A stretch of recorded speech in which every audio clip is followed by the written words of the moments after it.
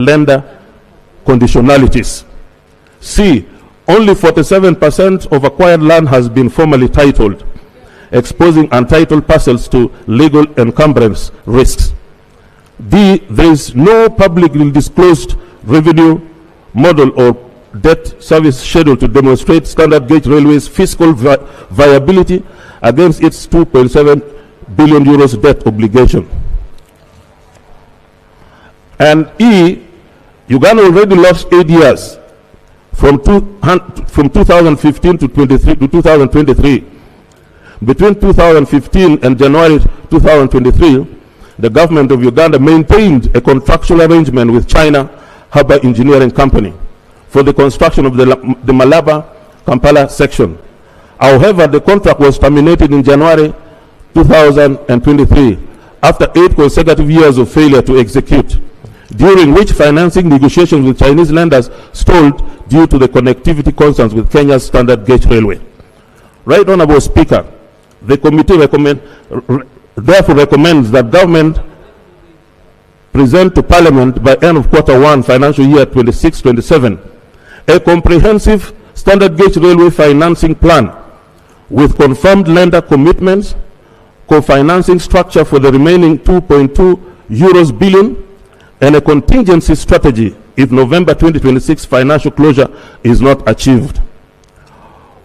Fast-track release of the outstanding Uganda shillings for 491 billion, PAP compensation with priority ring-fencing for the Bwikwe, Mukono, Wakiso, Kampala corridor, and operationalize an independent grievance redress mechanism for contested valuations with clear timelines. Right Honourable Speaker, the committee also recommends that government directs the Uganda Land Commission to complete titling and transfer all 2001 acquired Standard Gauge Railway access within 6 months. Also, government to table a dedicated debt sustainability analysis for the Standard Gauge Railway before financial closure, incorporating revenue projections, freight tariff structures, and debt service schedules. Submit quarterly Standard Gauge Railway progress reports to the Physical Infrastructure Committee from April 2026 until financial closure and full construction commencement, covering financing, land acquisition, limited notice to proceed works, local content compliance, and Uganda-Kenya coordination. Right Honourable Speaker, the government debtors to Uganda Civil Aviation Authority. The total trade debtors receivables, these funds related to unpaid for services, security, navigation services, and rent. The accumulation of long outstanding government debtors constrains Uganda Civil Aviation Authority's cash flow and exposes the authority to a heightened risk of revenue loss and impaired service delivery. The committee was informed that delayed payment of these debts has constrained the timely expansion, harmonization, and replacement of safety capital investments at Entebbe International Airport. I invite the members to look through the table of debtors as at 31st March 2026. In respect to that, Right Honourable Speaker, the committee recommends that the Uganda Civil Aviation Authority / Ministry of Works liaise with Ministry of Finance, Planning and Economic Development to come up with a repayment schedule from the aforementioned MDAs, where deductions can be carried out at source quarterly. Further, the affected MDAs are also urged to incorporate within their budget specified funds in order to enable them clear arrears accrued towards UCAA. The committee was informed that in regards to funds owed by the UN to the Uganda Civil Aviation, there is an MOU that states that the UN will operate at Entebbe International Airport at no cost, and that UCAA will be compensated for the foregone income. The committee therefore recommends, Right Honourable Speaker, that the Ministry of Works liaises with the Ministry of Foreign Affairs and Office of the Prime Minister to have the matter resolved and report back to Parliament in the medium term. Right Honourable Speaker, the relocation of Nagrik from the airport. The committee was informed by the Uganda Civil Aviation Authority that it acquired 67.4 acres of land formerly owned by Mahiv Nagrik to facilitate expansion of Entebbe International Airport. In order to facilitate the acquisition, Uganda Civil Aviation Authority paid 2.4 billion on 20th August 2019 to Mahif, which would enable them to relocate to land measuring 76.5 acres in Chanuma village, Busiro.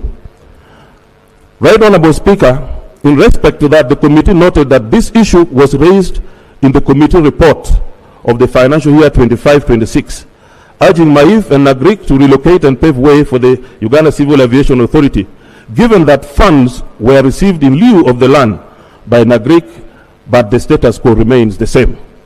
The committee recommendations, Right Honorable Speaker. The committee recommends and urges the Ministers for Works and Transport and Agriculture, Animal Industry and Fisheries, in consultation with the Office of the Prime Minister, to come up with an amicable solution to the land under dispute and report back to Parliament in the medium term. Right Honorable Speaker, ferries and inland water transport safety. Ferry services in Uganda are primarily managed by Uganda National Roads Department in the Ministry of Works and Transport and private operators. They are critical infrastructure in connecting rural communities and bridging road networks across Lake Victoria, Choga, Albert, and the Nile. These services significantly reduce travel times for people and cargo by serving key areas like Kalangala, Buvuma, and the Buyende-Kaberamaido route. The committee noted that inland water transport has been neglected over time, with concerns about limited connectivity, ferry breakdowns, and makeshift boat use, persisting with up to 5,000 deaths occurring annually on Lake Victoria alone due to boat accidents. Right Honorable Speaker, in respect to that, the committee takes into cognizance the ministry's efforts towards construction of the SAR centers, that is the search and rescue centers, and recommends that SAR centers be evenly distributed, constructed across all major water bodies. And further, island communities should be regularly sensitized on safe water transport usage, given that host accidents are due to human error, like overloading, and most boats being in poor mechanical conditions. Further emphasis should be placed on regular vessel inspections in order to ensure compliance with set standards. Right Honorable Speaker, operationalization of the meter gauge project. The committee noted that the Uganda Railways, the URC, is in process of rehabilitating, upgrading the aging MGR network, including Malaba, Kampala, Toro, Gulu,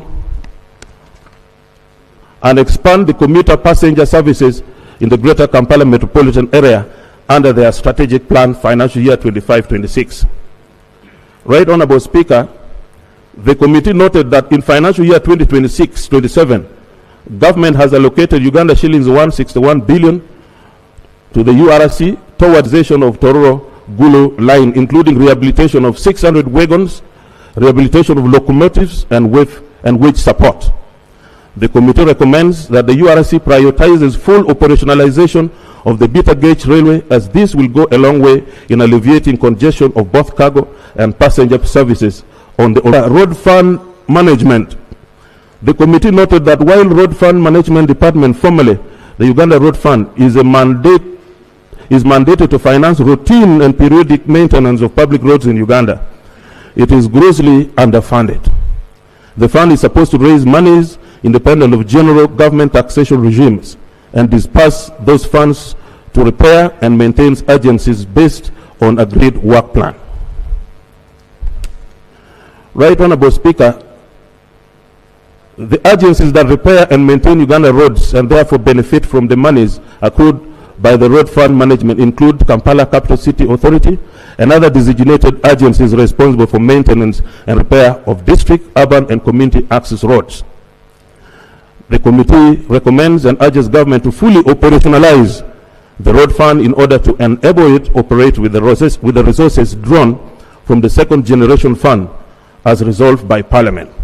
2, further, the committee recommends that road and drainage maintenance under Uganda Road Fund be allocated additional resources in order to enable it fully carry out its mandate.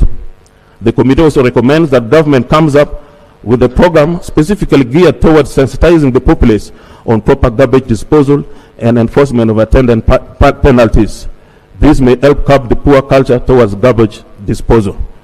Vote 122 KCCA. Right Honorable Speaker, the reduction in infrastructure budget allocation under Kampala Capital City Authority. The infrastructure budget for Kampala Capital City is on a downward trajectory at a time when the city's road network and drainage systems require expanded investment. The reduction in the KCCA's budget under the ITIS program undermines KCCA's capacity to address the growing urban mobility and infrastructure maintenance challenges confronting the capital city. Right Honorable Speaker, the committee was informed that KCCA's total allocation under the Integrated Transport Infrastructure and Services program has decreased from 621.8 billion in the financial year 25-26 to Uganda shillings 529.7 billion in the financial year 2026-27, a reduction of Uganda shillings 92.1 billion, that is 14.8%. The committee notes that this reduction is principally driven by the removal of Uganda shillings 140 billion allocated for commencement of the Kampala City Roads and Bridges upgrading project, funded by the UK Export Finance in the second budget call circular. In respect to that, Right Honorable Speaker, the committee therefore recommends that reinstatement of the Uganda shillings 140 billion allocated for the KCRBUP in financial year 2026-27 to enable timely project commencement, given that the UK Export Finance Facility is already secured, and further delay risk lapsing of the credit arrangement. Right Honorable Speaker, critically low absorption of external financing under KCCA's infrastructure budget. External financing constitutes the single largest component of KCCA's infrastructure budget, and its effective absorption is the primary determinant of whether the capital city's strategic road rehabilitation and urban development programs deliver tangible results.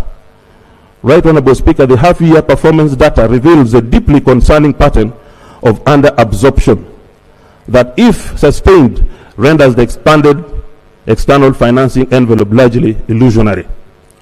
The committee was informed that as at the end of Q2, financial year 25-26, the overall absorption rate under KCCA stood at only 46.1%, with Uganda shillings 138.7 billion spent out of the Uganda shillings 300.4 billion released.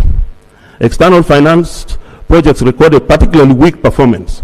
The KCRRP spent only 65.4 billion of Uganda shillings 199.0 billion. Greater Kampala Metropolitan spent only Uganda shillings 7.3 billion of the Uganda shillings 32.5 billion released. The committee notes that although KCCA reports improved performance by March 26, with overall vote absorption rising to 73.5%, external financing improving from 32.86 to 56.5%. Right Honorable Speaker, the committee in respect to that recommends and urges government to ensure that all prerequisite activities, including utility relocations, right-of-way acquisition and donor approval processes, are completed before the start of financial year 26-27, so that construction can proceed unimpeded from Q1.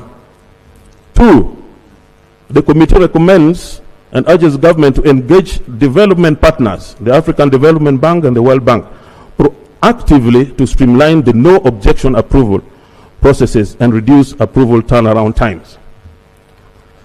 Right Honorable Speaker, the persistent implementation delays under the Kampala City Roads Rehabilitation Project, the KCRRP, valued at US dollars 288 million, that's about 1.0 trillion, and funded by the African Development Bank, the Global Environmental Fund, and the government of Uganda, is the single largest infrastructure investment in Kampala's road network. Its timely completion is critical, Right Honorable Speaker, enhancing transport efficiency and expanding the stock of paved roads in the capital city. However, the project has experienced significant implementation delays across multiple lots. I would invite the honorable colleagues to go through Lot 1, Lot 2, Lot 3, Lot 4, and Lot 5. The committee therefore observes, Right Honourable Speaker, that the KCRRP commenced in financial year 2021-22 and has been under implementation for over 4 years. Yet overall progress remains below 2/3. Lots 2, 3, and 4, which together accounts for 61.6 kilometers, that is 66% of the total KCRRP scope, are all significantly behind schedule. Of particular concern is the 0 kilometer of paved road has been delivered under Lot 2, despite over 50% physical progress, suggesting that completed works are concentrated in sub-base and drainage activities with no finished road surface yet handed over. Right Honorable Speaker, the committee therefore recommends and urges government to 1. Direct KCCA based lot by lot completion schedule with realistic milestones, meter targets to the committee by the end of Q1 financial year 26-27. Also to ensure that the financial year 26-27 KCRRP allocation of Uganda shillings 122.3 billion is released in full and on time to prevent further construction stoppages. And investigate and report to the committee on the specific factors causing delayed progress on Kasubi, Northern Bypass Road, Queensway, and Zambia Road, Hanlon Road Junction with remedial action timelines. Right Honorable Speaker, the slow progress under the Greater Kampala Metropolitan Urban Development Program. The Greater Kampala Metropolitan Area Under Development Program, valued at $606 million and funded by the World Bank and the French Development Agency under a program for results financing modality, is the most significant urban development intervention in Kampala. Right Honorable Speaker, in the interest of time, the committee recommends and urges government to 1. Direct KCCA to present a revised realistic completion schedule for the 5 GKMA UDP road lots with interim milestones and clear accountability mechanisms for each contractor. And also to expedite right-of-way acquisition, particularly for Katalemwa Road and Muganzilwaza Road, through accelerated stakeholder engagement and, where necessary, formal land acquisition process, and ensure that the financial year 26-27 GKMA UDP allocation of Uganda shillings 196.9 billion is fully utilized, and that KCCA meets the minimum conditions and performance benchmarks required to access metropolitan development grants under the Program for Results Framework. 14. Right Honorable Speaker, the chronic underfunding of road and drainage maintenance under the KCCA. Under that, Right Honorable Speaker, the committee recommended and urged government to 1. Increase the Uganda Road Fund allocation to KCCA to a minimum of Uganda shillings 55 billion in financial year 26-27, in line with the stated maintenance requirements, and index future allocations to the road network length and conditions data. 2. Ring-fence the road fund allocation strictly for maintenance activities and ensure that it's released in Q1 to allow timely procurement of materials and commencement of maintenance works. And lastly, the committee in that respect recommended that KCCA provide a comprehensive road condition survey of all 2,104 kilometers of the Kampala road network with a costed multi-year maintenance plan to Parliament December 2026. Right Honorable Speaker, the critical drainage infrastructure deficit and flood risk. Under this, Right Honorable Speaker, the committee recommended and urged government to appropriate a dedicated drainage improvement allocation of at least 50 billion in the financial year 26-27 for immediate construction of the already designed 18.9 kilometers of community drainage channels and the most critical box culverts.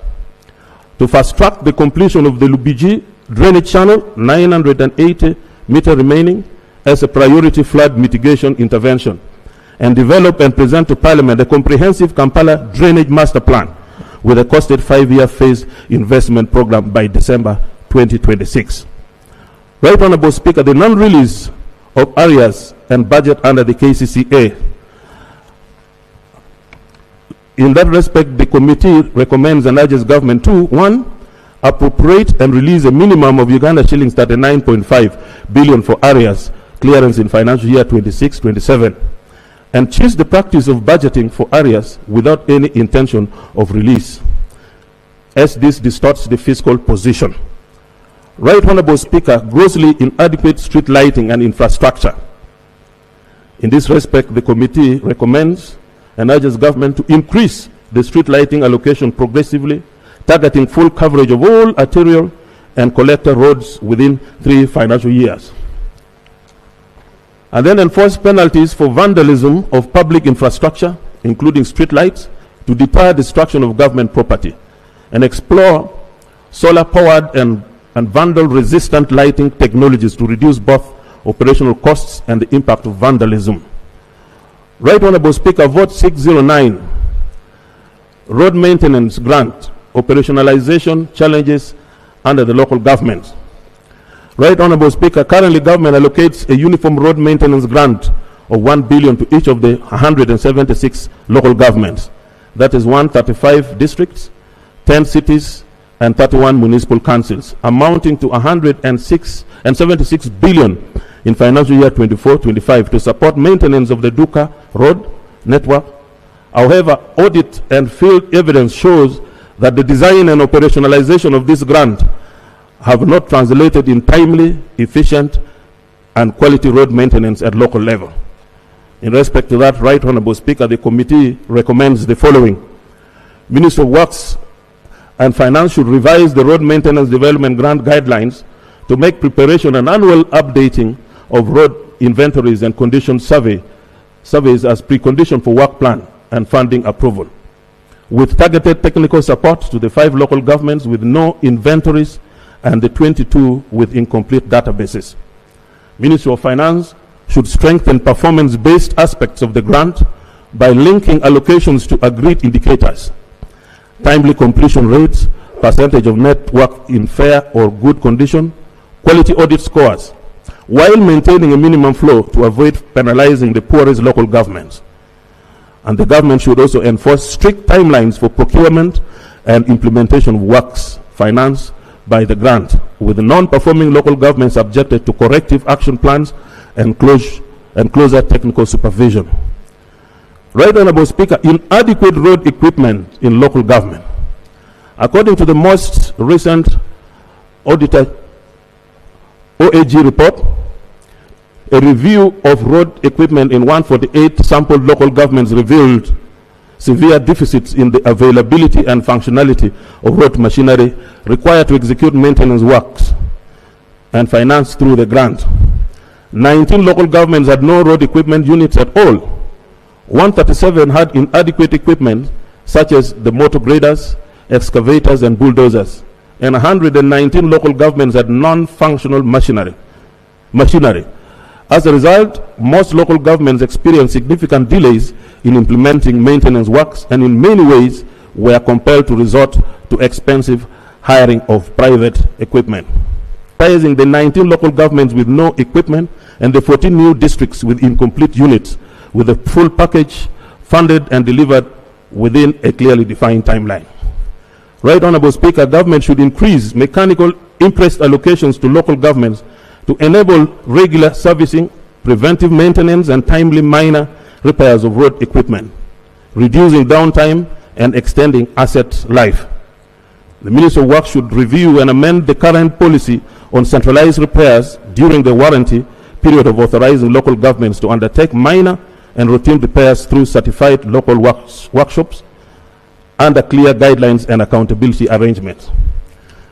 The Ministry of Works should implement a structured capacity building program to train at least 3 mechanical technicians and 2 plant operators per local government, alongside equipping selected regional mechanical workshops to serve cluster of local governments. The Ministry of Works and Transport, the Inspectorate of Government, and the Uganda Police Force should institute strict monitoring and accountability mechanisms for road equipment, including mandatory GPS tracking on all machinery, annual physical verification and condition audits, and deterrent sanctions, including recovery of funds and disciplinary actions for illegal hiring out or misuse. Right Honorable Speaker, the uniform allocation of road maintenance grant. Under the current arrangement, Right Honorable Speaker, every local government receives a flat road maintenance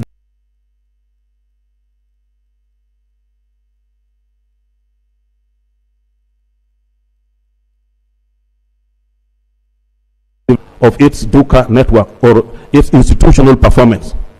This one-size-fits-all approach does not reflect the wide disparities in network size, terrain, urbanization, and maintenance needs among districts, cities, and municipalities.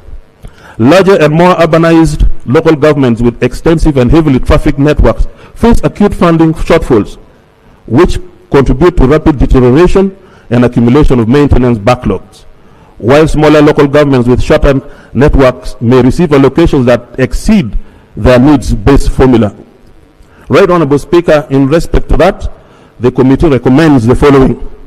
Government should replace the Uniform Uganda shillings 1 billion allocations with a transparent, formula-based road maintenance development grant that incorporates at least the following parameters: length of the DUCA network, network condition, share, poor, fair, or good, road hierarchy and traffic volumes, terrain and climatic factors,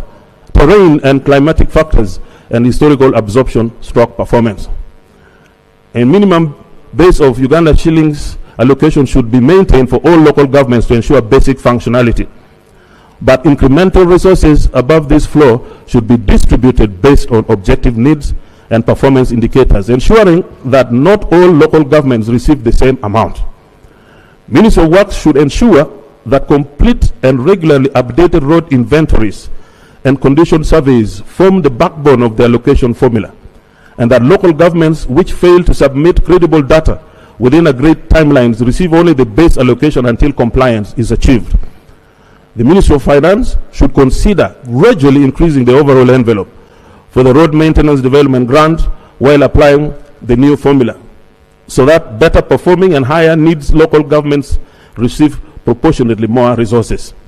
The revised criteria and formula should be approved by Cabinet and communicated publicly, and the Minister of Works should publish the annual allocation tables and performance reports to strengthen transparency, parliamentary oversight, and local accountability.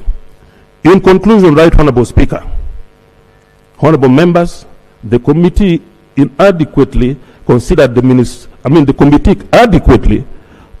ministerial policy statement of the Integrated Transport Infrastructure Services Program and recommends that the report of the Committee of Physical Infrastructure on the budget estimates for the financial year 26-27 be adopted. I beg to submit, Right Honorable Speaker.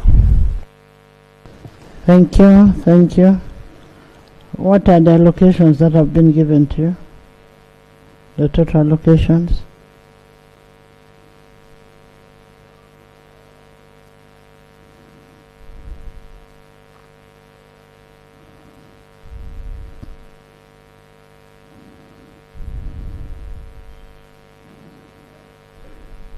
Right Honorable Speaker, the total allocation to the Ministry of Works and Transport for the financial year 26-27 is 8,074.8 billion. 8 trillion. It is 8 trillion. It is 8 trillion. You know why I'm asking how much has been allocated? Because even after that allocation, we don't find the roads being worked on. What did you say about Kampala Jinja Express Highway?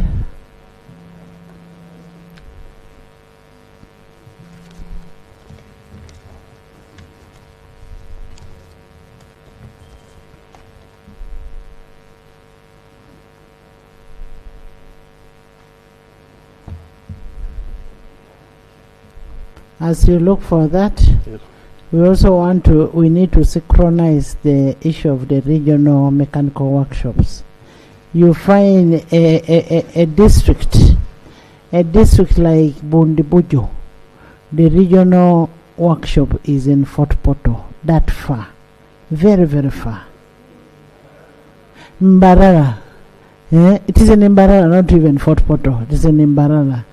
You find all the way from Soroti, it is in Bugembe. we are wondering what happened to because UNRWA used to be very, very organized. They had regional offices. What happened to those offices? And what happened to the equipment that UNRWA had? Where are the labs, the regional labs? Before we start talking about the roads and whatever, how do we test the materials? Where are those labs? Where are the regional mechanical workshops?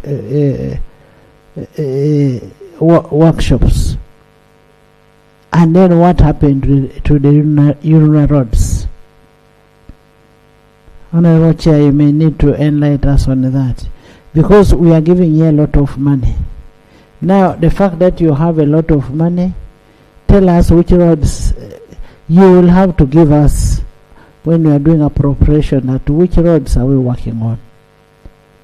I told you the road of Buheshu. You cannot even think of passing there. The road from Lira, Otuke, Abim, up to Karenga. Very, very bad road. You look at Kachonga, Butaleja, Tororo, Namutumba, terrible. Look at where Honorable Joan comes from, Madiokolo, that road of Madiokolo connecting to Arua. I can tell you all the roads now.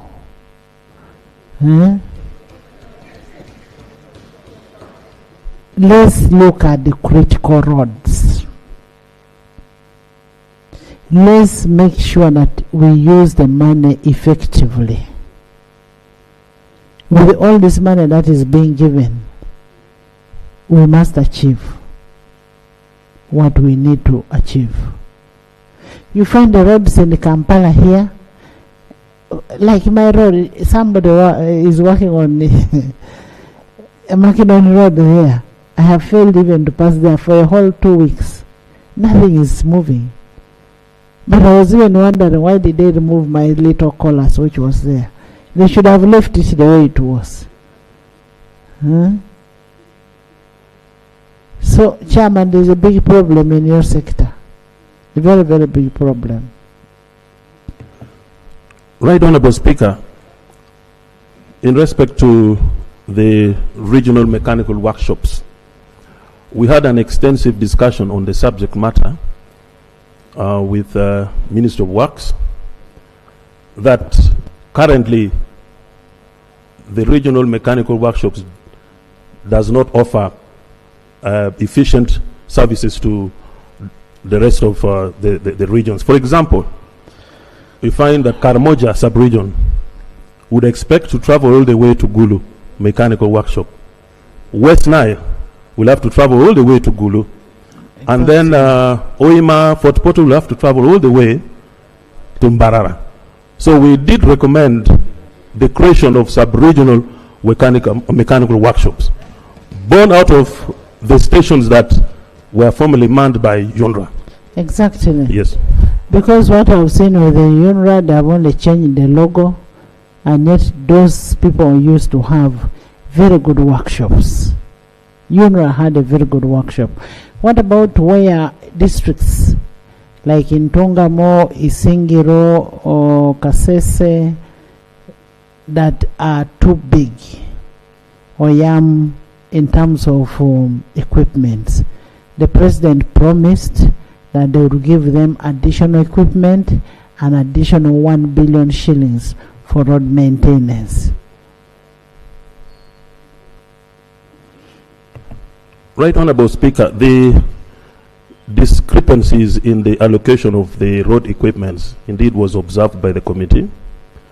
Like you rightly noted, Rwenzori sub-region comes with attendant challenges of climate change issues, the terrain.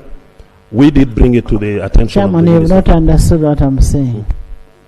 During the campaign, the President said districts that are too big, a district like Isingiro, a district like Kasese, a district like Oyam, a district like Yumbe, a district like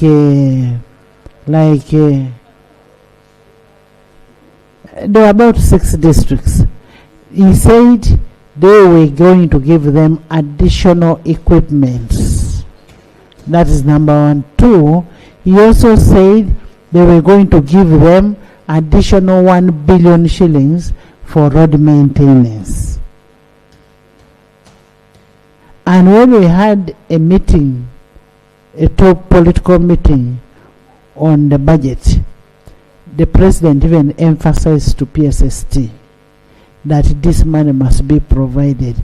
The equipment can be on a phased manner, but the money for road maintenance should start from this financial year. Right Honorable Speaker, we did ably mirror your concerns to the minister and his team. Can you go and make a follow-up with the PSST on that and report back to me? Much obliged. Because I was in that meeting. Much obliged, Right Honorable Speaker. And those districts might get their money. Yes, Oyam. Thank you so much, Right Honorable Speaker. Right Honorable Speaker, we are discussing a very critical area in this country. And to my dismay, a lot of money has been given, but looking at the work on the ground, it's really missing. And I'm so surprised that we don't even have a single minister here to answer some of these queries that you are putting forward and the members are about to put forward. Right Honorable Speaker, are we moving on well to come and discuss such an important matter when the ministers are not here, not even a single one? Right Honorable Speaker. You're talking about a single minister. What about that, Honorable Kafusi? Honorable... Madam Speaker, from the sector, I'm meaning the sector of road infrastructure and the like. Honorable members, we are not going to fail to work because people have failed to come. Honorable Kafusi is holding vote and is taking note of everything, and we are going to make, Honorable Kafusi, as Parliament of Uganda, we are going to make a follow-up on this vote. We are not going to give the Minister of Works all this money and the roads are not worked on. How can you have such roads in the country? For heaven's sake. At the end of the day, they say government is not working, and yet we are the ones who are failing.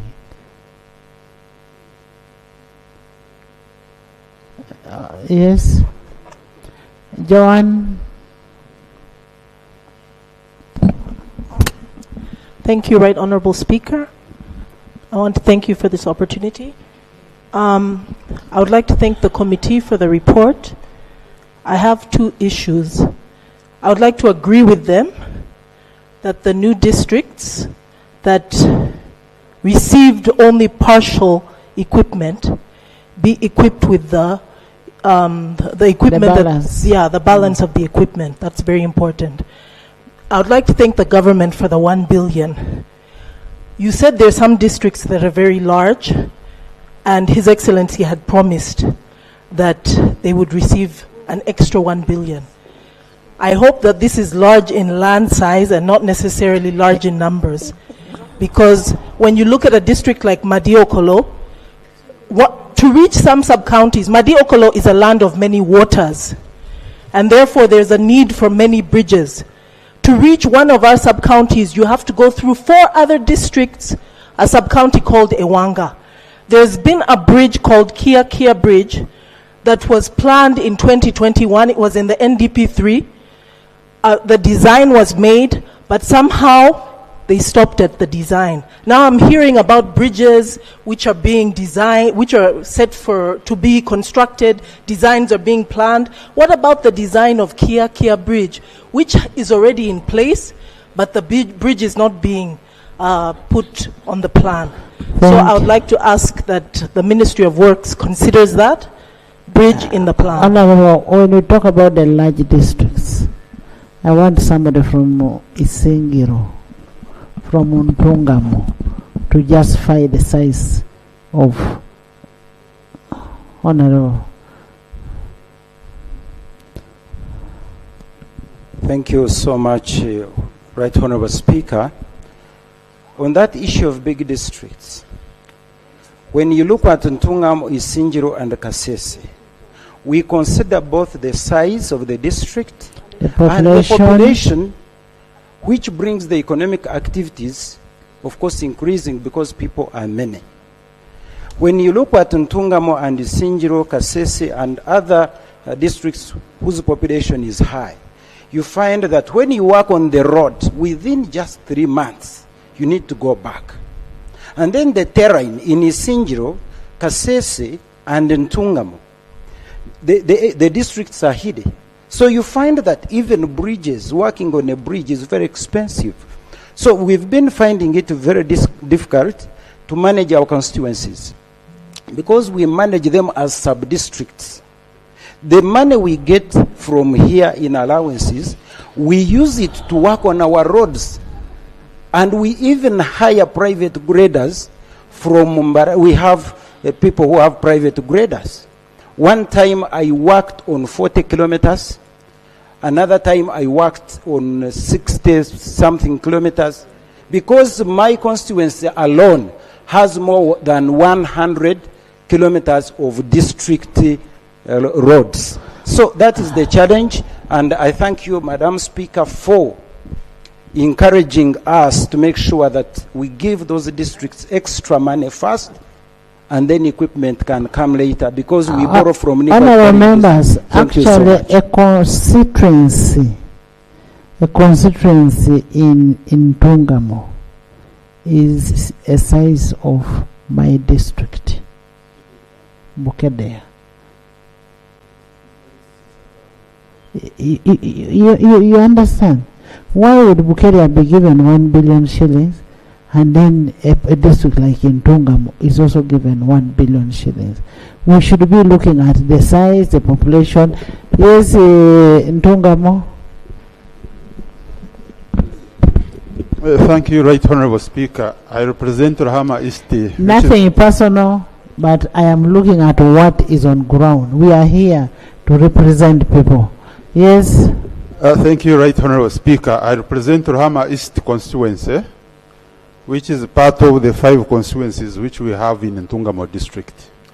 Right Honorable Speaker, what you are saying is right. My constituency of Rahama East is the size of Tambara district.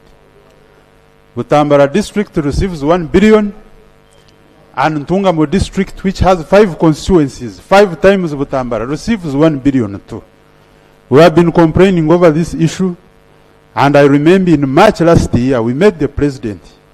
The president even called the Minister of Finance over that issue to provide more money to the bigger districts. I was in that meeting in Ntungamo. He even put him on loud. We were all listening. I don't know why the Minister of Finance is not providing this money. And we have suffered. Some of us lost elections because of that issue, Right Honorable Speaker. Thank you, Right Honorable Speaker, for following up on this matter. Kalaki has a road, Kabaramaid has a road that is impassable. Yeah, thank you, Madam Speaker. Madam Speaker, I would have loved to hear the chair talk about Katine-Ochero Road, which this house passed. Cabinet passed. Yes, Madam Speaker. You should first talk about at least having a single tarmac in your district, because you don't even have a single. I think out of all the districts, you don't have a single tarmac. Madam Speaker, you are spot on. And so I would have expected this particular road, Katine-Ochero, has been riddled by corruption. Because last year, twice, that road was supposed to be awarded a contractor. And they said there was a whistleblower that came up, that was investigated. We never saw the report. Around December last year, same thing happened. Around March this year, same thing has happened.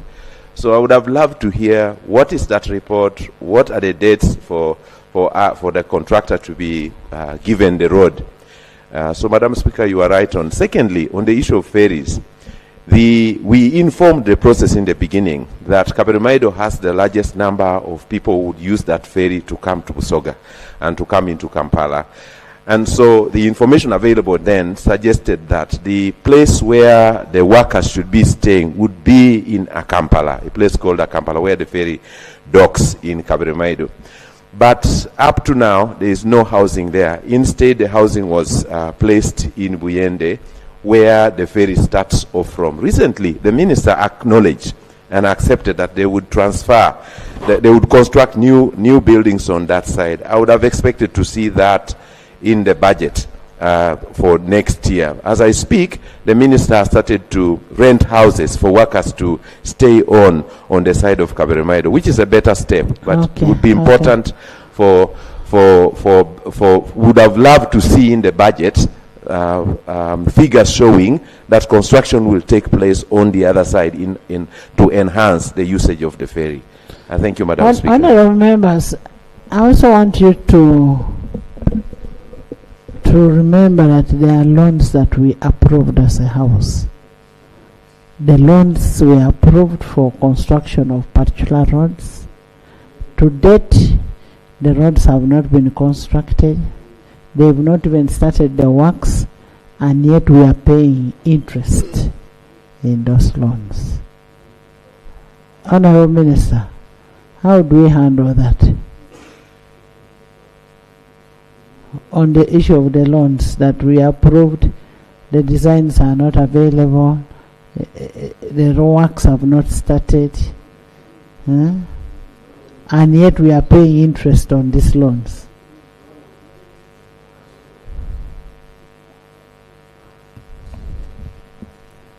Thank you, Honourable Minister. I have listened attentively to the concerns of my colleagues.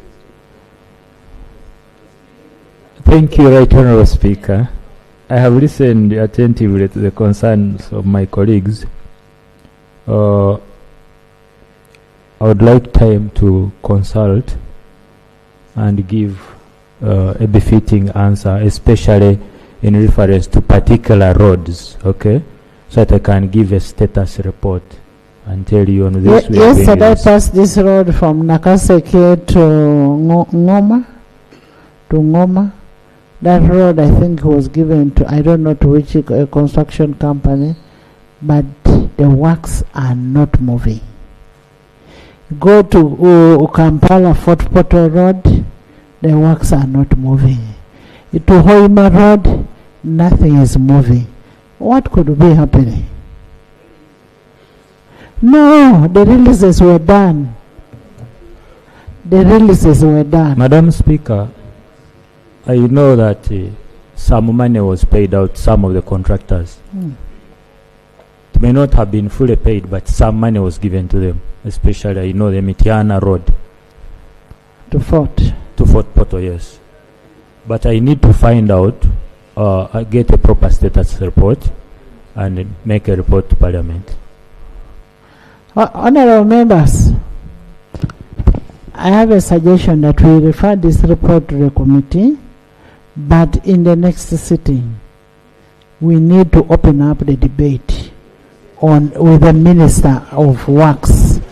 We need to open up, Attorney General, we want a debate on issue of roads with the finance and works on Tuesday. You lay it on table. Thank you, Madam Speaker. I beg also to lay our observations as opposition within this very report so that it can also be incorporated. So that, and I pray that as they sit in that meeting, the issue of new districts not having Tamaka roads, with the new districts, however small we are. In Ikalungu, Madam Speaker, we only have a Tamaka road going to the sister's place and one church, and it was constructed by different people. No single Tamaka in Ikalungu district. And Kasanda. So, you have not talked about that, but let me table this. You will see. Thank you very much. It is unusual to discuss a report after it has gone to the budget committee, but these are matters that are very important. We must Even after this harmonization, we must have a debate on the issue of the roads so that we are able to see who is the problem. Yes. Madam Speaker, we had the Minister of Finance, of Works, the Honorable General Katumba Wamala here. He made a presentation listing all the roads that needed to be done. And if I recall, the money that we owed to contractors was more than 5 trillion. The report of the committee says only 2 point something has been put in the budget. But what we owe to contractors, and that's why they had abandoned the sites, was more than 5 trillion. So the procedure issue I am raising, Madam Speaker, is for you to guide whether part of the problem doesn't start in this parliament. Because Tamaka Road cannot just be given. There must be justification and a return on investment. If you read reports of IMF and World Bank, the return on public investment in Uganda is 0.08. The world average is 6%. Because you can't come and throw a road at each and everybody, including those who are going to use it for grazing.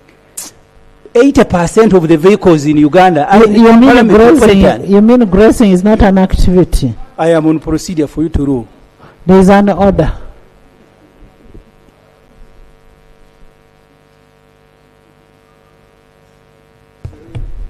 Thank you, Right Honorable Speaker. Is it in order for Honorable Semujo, who knows very well that he's not the only one bringing economic activity in this Kampala? Us from the village, we also bring economic activity here, to stand here and say that we are from the village and we don't deserve to have tarmac roads. Is it in order? Honorable members, there is no place that does not bring economic activity. There is no district that is not important. And that's why you have all these representatives here. We will not start belittling other districts. Like my district, I don't have tarmac, but I have economic activity there. I have all the investments in that district. But you cannot say that places without return on investment should not bring. What return on investment are you looking at? We are saying, as government should provide us with the roads, whether it is a tarmac or not tarmac, but good roads. People are dying of accidents because of these roads. You cannot say that you only need roads in Kampala, in Kira, because you have economic activity. So what? You mean for us in the villages we should not have? NAPAC should not have? Pursuant to Rule 156.2 of the Rules of Procedure, I refer this report to the Committee of Budget for Harmonization, Reconciliation, and Consolidation. But we are going to have a debate on infrastructure and have it on the order paper of Tuesday. Thank you.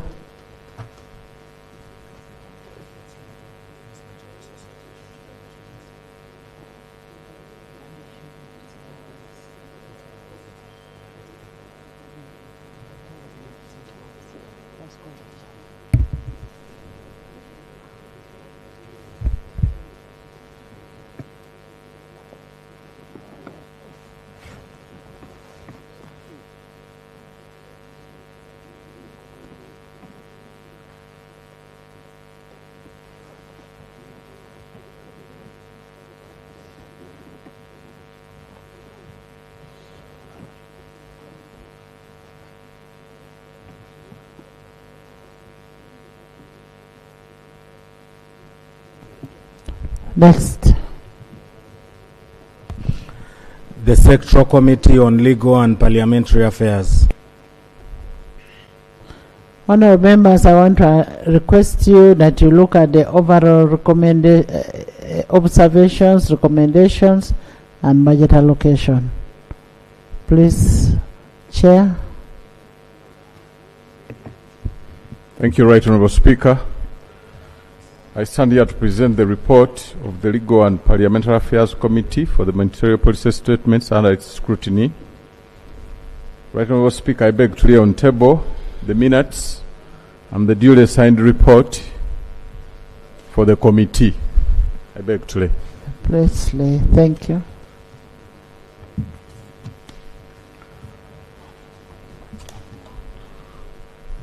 Honourable colleagues, Right Honourable Speaker, the Committee on Legal and Parliamentary Affairs, in accordance with Article 155 of the Constitution and other antecedent laws, is mandated, among others, to examine the following ministerial policy statements and votes.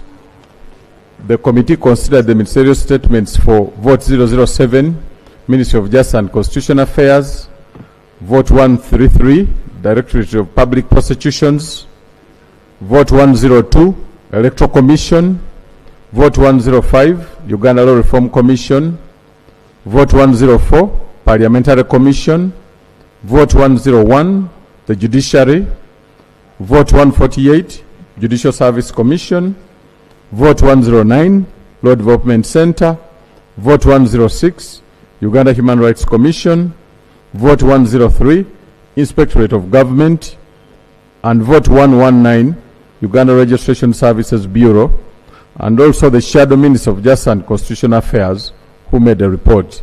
In the interest of time, Right Honourable Speaker, the report is up. Yeah, this is Vote 109. In the interest of time, Right Honourable Speaker, the report is uploaded. I'll just go straight to the recommendations and observations of the committee, which, for those who have had the access to the report, is on page 28. The committee made the following observations and recommendations under Ministry of Justice and Constitutional Affairs. Right Honourable Speaker, the committee was informed that the phase 1 of the construction of police headquarters and the parking deck of the Just Law and Order Sector House has reached practical completion and partial occupation commenced in March 2026. The ongoing and outstanding certified work under phase 1, ongoing work under phase 2, and completion of the parking deck cannot be funded within the 16.63 billion which was provided against the 50 billion which was required. To ensure timely completion of the entire project, the ministry requires additional budget allocation of 34 billion in financial year 2026-2027. The committee recommends that additional 34 billion be provided for this financial year to enable the ministry to complete construction of the JLO's house.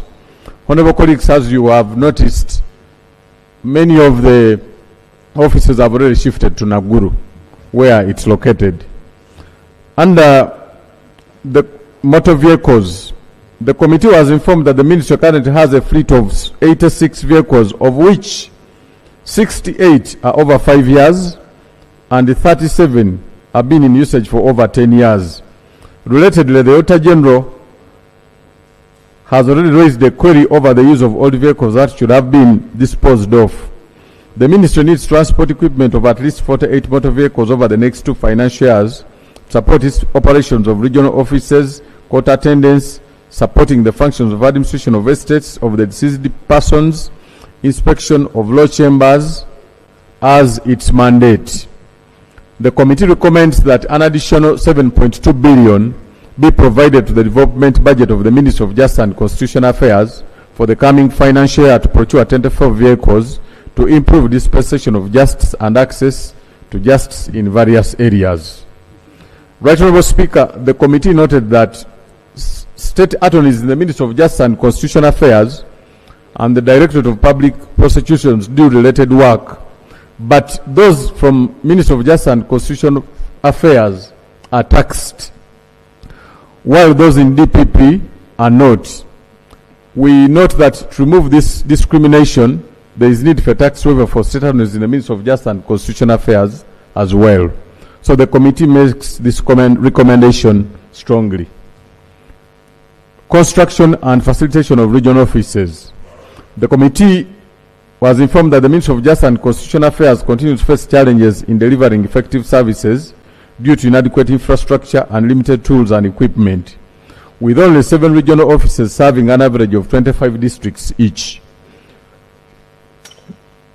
Workloads and case backlogs remain high, and access to justice, especially for vulnerable groups such as orphans and widows, is constrained by long travel distances of up to some even 400 kilometers. Effective financial year 2025-2026, the ministry established 5 more regional offices in Iganga, Masaka, Hoima, Kabale, and Lira. These offices are currently in rented premises. There is need to construct a permanent regional office over the 5 years period, and this would require at least 8 billion shillings. The committee recommends that 8 billion be considered for the phased construction of these offices over a period of 5 years to enable the Ministry of Justice and Constitutional Affairs execute its mandate across the entire country. Right Honourable Speaker, construction of offices for the African Humanitarian Agency. In 2024, the government of Uganda bidded and won to host the Secretariat for African Humanitarian Agency. But the condition was that the hosting country constructs offices and residences in 2 years. The Ministry of Finance, Planning and Economic Development signed the commitment on behalf of government.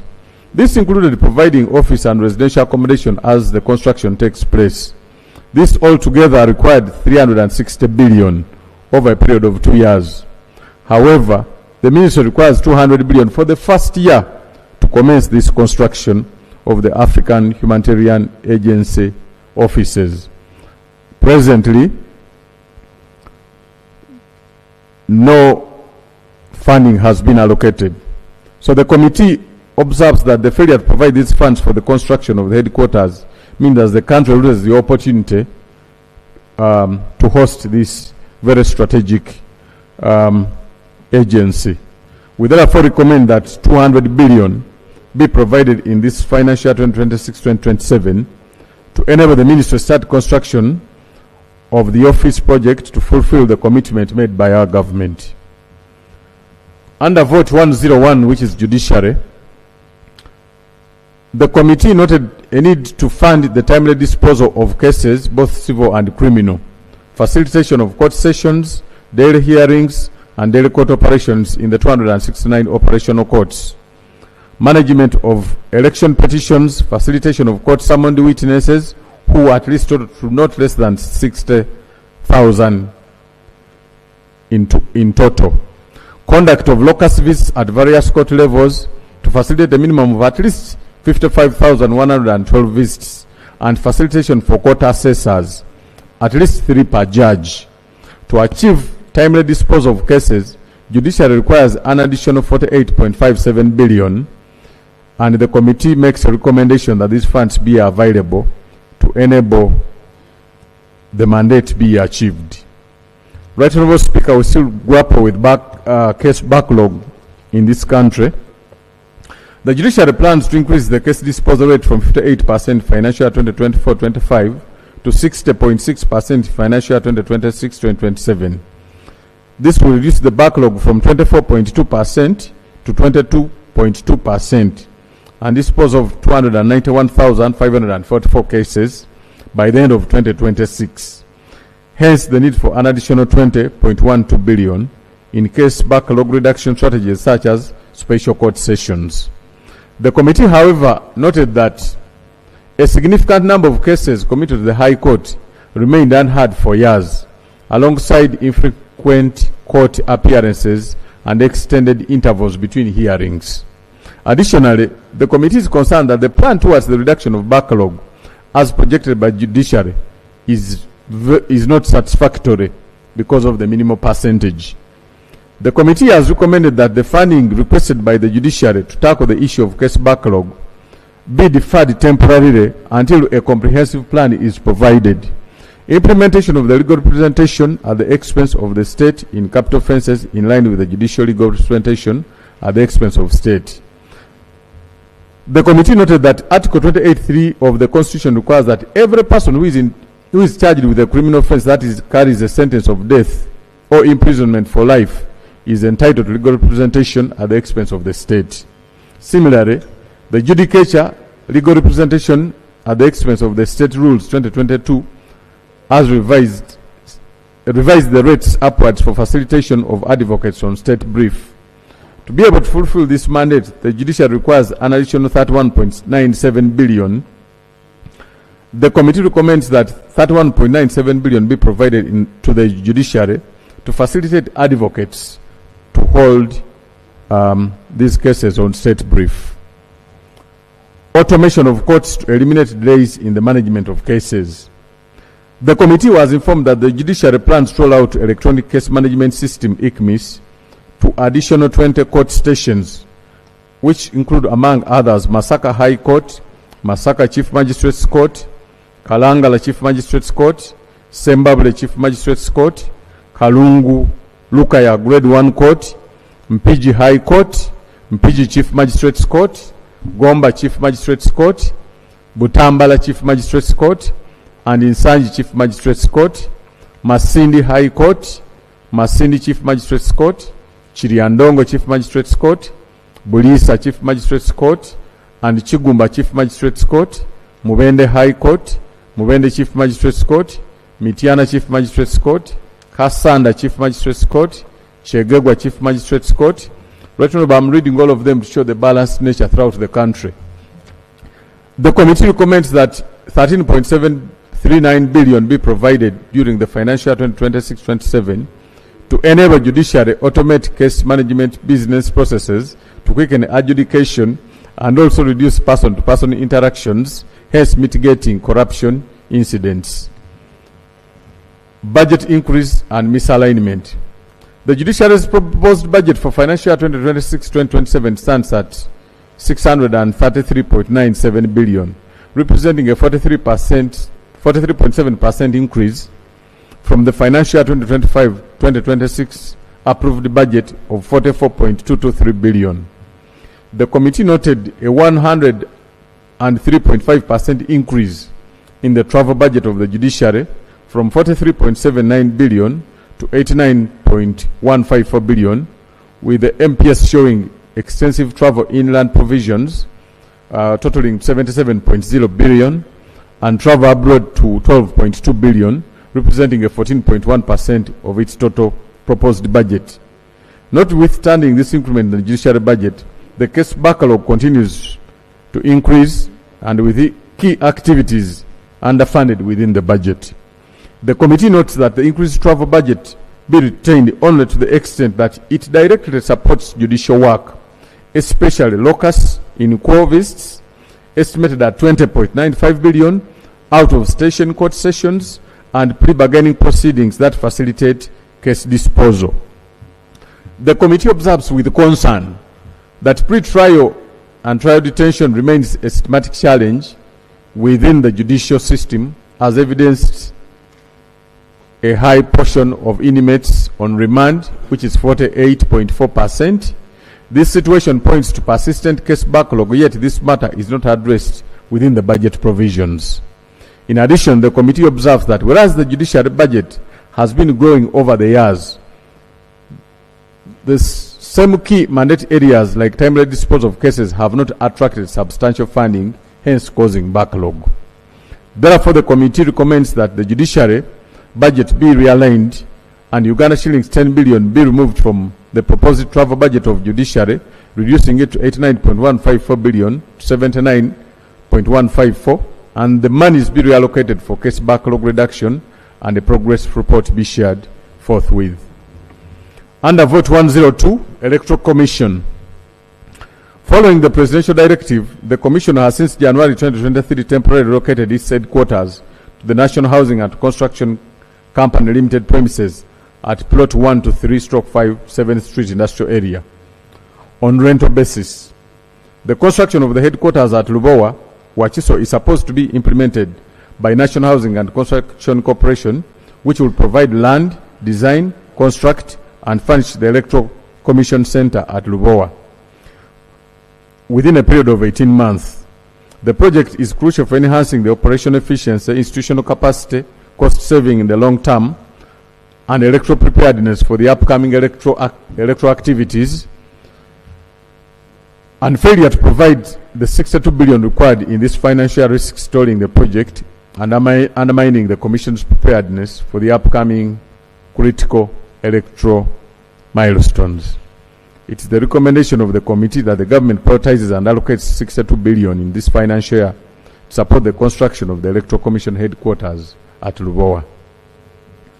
Uganda Registration Services Bureau.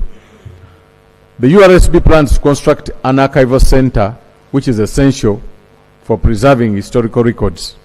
The center is expected to streamline information management, enhance accessibility, promote collaboration, and ensure the long-term preservation of documents. The project requires 12.5 billion. The committee recommends that 12.5 billion be provided to the URSB for construction of the archival center. Honorable colleagues should remember these have shifted from a rented premises to now their home, which they did in a record time. Establishment and implementation of Directorate of Copyright and Neighboring Rights.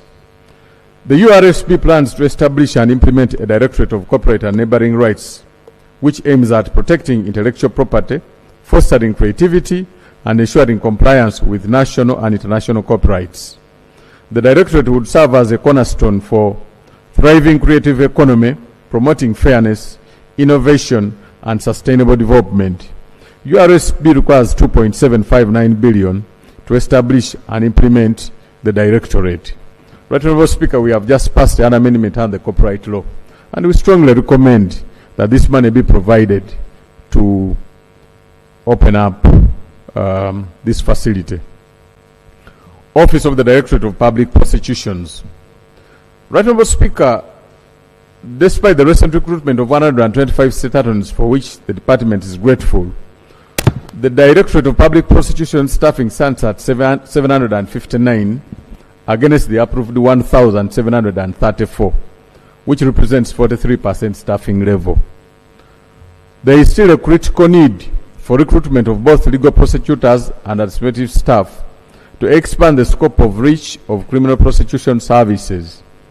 The Office of the DPP requires an additional funding of 10 billion shillings for recruitment of both legal prosecutors and administration. The committee notes that with the improved staffing, state attorneys will reduce on the current workload and improve on perusal of case files. The committee finds this requirement critical and recommends an additional 20 billion instead of 10 billion requested be provided to the Office of the DPP during financial year 2026-27 to facilitate the recruitment of staff to close the prosecutor case ratio and increase the scope of criminal prosecution services across the country. Honorable colleagues, there is need for a prosecutor for every magistrate at the district courts. And here you find one prosecutor serving 3 magistrates. And so you cannot have the proceedings continue unless this prosecutor has moved from this court to another court. Hence the justification for an increase from the requested 10 billion to the 20 billion. Establishment and operationalization of offices in 32 districts. The Office of the DPP is not present in 32 districts and more than 100 outer courts with grade 1 magistrates, and this has affected delivery of prosecution services. In order to establish and operationalize a resident state attorney station, the Office of the DPP requires additional 8 billion shillings to establish a resident state attorney station in each of these districts at a unit cost of 250 million shillings. The committee deems this requirement very important and therefore recommends that the Office of the DPP be provided with 80 billion to implement the construction of these stations. Construction of offices and residential premises in hard-to-reach and hard-to-stay areas.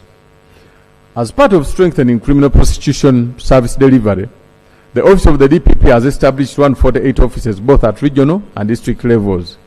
However, officers fail to find decent office and residences for accommodation in some of these areas, and the Office of the DPP requires 20 billion for construction of offices and residential premises to attract officers to serve in the hard-to-reach areas and hard-to-stay areas.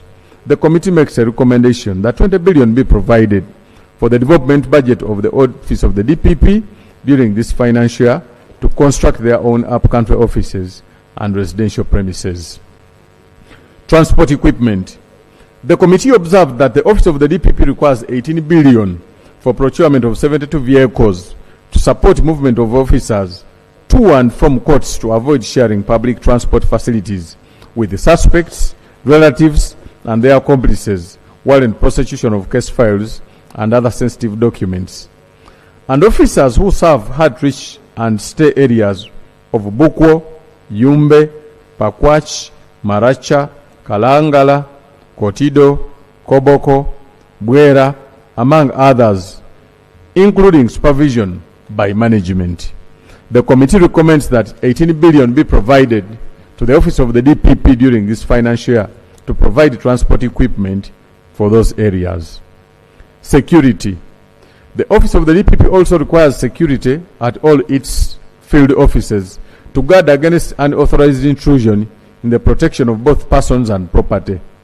Staff also handle high-profile and sensitive cases and often have been exposed to security personnel threats and their families. This affects the delivery of prosecution services. This requires additional funding worth 8 billion for security at all Office of the Director of Public Prosecution Offices. The committee recommends that this money be provided during this financial year to cater for security and all its field offices. Right Honourable Speaker, Vote 103, Inspectorate of Government. Equipment for investigations. To strengthen corruption investigations and prosecution, the Inspectorate of Government requires modern surveillance, secure communication, digital forensics, and field investigation equipment. Priority items include covert surveillance tools, encrypted communication systems, digital forensics and data analytics tools, and portable evidence documentation kits. These will enhance intelligence gathering, improve evidence quality, and increase conviction rates, particularly in complex corruption cases. Ministry of Finance, Planning and Economic Development provided only 600 million shillings against a requirement of 5 billion. This will not be sufficient as the Inspectorate of Government continues to receive requests to investigate these cases urgently. It is estimated that investigating a high-profile case to conclusion costs approximately 20 million, while normal case costs between 3.5 to 5 million. The committee notes that corruption has persisted, and these equipments will help in tackling the corruption problem.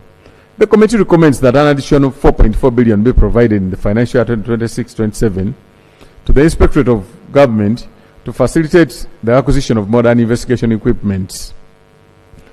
Vehicles for Inspectorate of Government Office. The Inspectorate of Government relies heavily on vehicles for field investigations and information gathering. Currently, 78% of its fleet is overdue for disposal, including 34 vehicles exceeding 240,000 kilometers and 92 vehicles over 5 years old, while 6 vehicles lost in the 2021 bomb blast remain unreplaced. Maintaining the aging fleet costs approximately 1.5 billion annually, and vehicles assigned to the Inspectorate of Government, Deputy IGG, and regional offices are frequently breaking down. For the last 10 years, no funds have been allocated to the IG for procurement of vehicles. To ensure safe and efficient operations, the Inspectorate of Government requires 4.2 billion to acquire new vehicles for all regional offices and the head office. The committee recommends that an additional 4.2 billion be provided in this financial year to the Inspectorate to provide vehicles. Recruitment of staff and reduction of backlog cases. The Inspectorate of Government currently has 407 staff and approved establishment of 596, which is 68% staffing level. Meanwhile, complaints reported to the Inspectorate of Government have significantly increased from 1,529 in financial year 2021 to 2,942 in financial year 2024-2025. largely due to rising corruption and increased public awareness. Without a corresponding increase in investigative staff, this has led to a backlog of over 2,000 cases. To strengthen investigations, support verification of leaders' declarations, and effectively address corruption cases, particularly those related to priority government programs such as the parish development model and the ATMs under the tenfold growth strategy, the Inspectorate of Government requires 15.6 billion to recruit 100 additional technical staff covering both wage and non-wage costs. The committee recommends that 15.6 billion be provided in the financial year 2026-2027 to the Inspectorate of Government to cover both wage and non-wage components. Specialized training for investigations and prosecutions. To enhance effectiveness in handling complex corruption cases, the Inspectorate of Government requires specialized training in investigations, prosecutions, digital forensics, asset tracing, and other technical areas. This capacity building will strengthen staff skills, improve case quality, reduce investigation timelines, and increase conviction rates, particularly for high-profile and technically complex cases. The Inspectorate of Government requires additional 1.52 billion shillings for specialized staffing training. The committee recommends that 1.52 billion be provided in this financial year to facilitate specialized training in investigations. Parliamentary Commission. Article 79 of the Commission gives powers to Parliament to carry out oversight legislation and representation functions. The Parliamentary Commission experiences a budgetary shortfall of 18.77 billion meant for legislative oversight and representation functions. This, if not addressed, will impede timely and responsive oversight, legislation, and representation functions. Only 4% of the total budget of Parliament, which further impedes their effective oversight functions. The committee therefore recommends that an additional amount of 18.77 billion in this financial year be provided to cater for the non-wage current shortfall and 12 billion for the support roles of committees.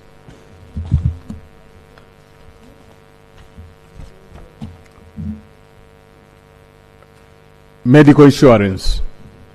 Parliamentary Commission requires an additional 5.636 billion to cater for both medical treatment abroad for members of Parliament and the increased medical insurance premium for the members of Parliament under the medical insurance scheme. Members subscribe to various medical insurance service providers. However, the annual premium has increased because of the need to cover members beyond the 70 years of age, as opposed to the current 65 years.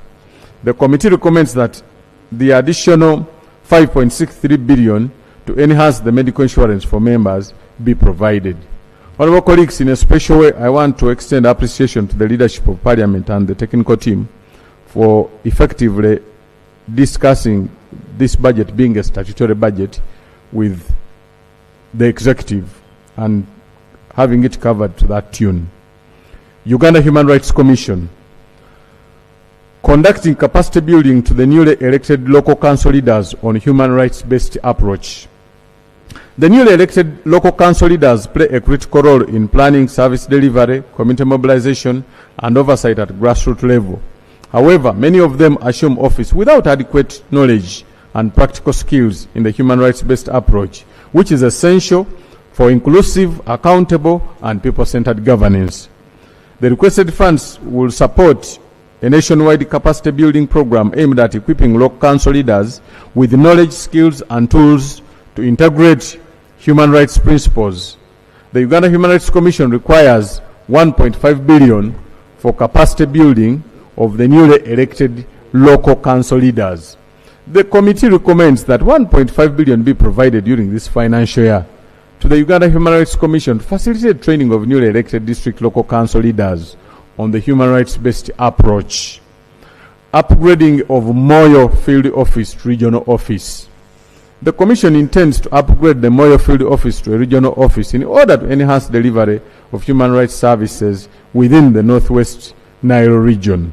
The committee recommends that 500 million shillings be provided to the development budget of the Uganda Human Rights Commission for this financial year to upgrade this field office.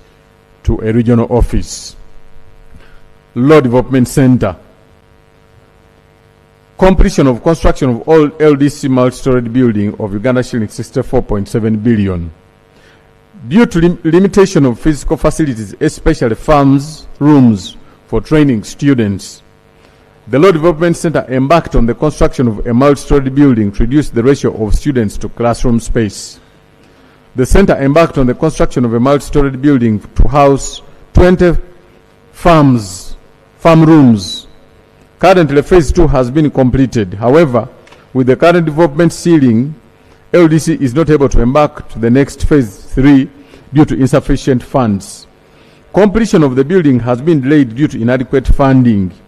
LDC therefore requires 22.147 billion to resume and sustain project activities, safeguard previous investments, and ensure the timely delivery of the requirements, of the required infrastructure as per the development commitment, approved schedule to support legal education and training in Uganda. The committee recommends that government provides the 22.147 billion during this financial year to enable the Law Development Center resume and sustain project activities as highlighted above. Procurement of transport equipment.